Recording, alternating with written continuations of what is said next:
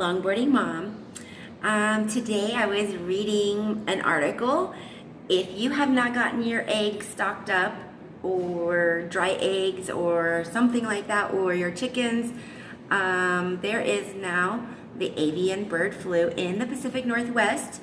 So if you do have poultry, chickens, turkeys, any type of game animal, not wild birds. I mean, you can have turkeys and chickens and pigeons, anything like that. Keep them safe, keep them covered, because you can get that avian bird flu. It has not been transmitted yet to humans, so that I can't say we're safe, but just be aware and be careful.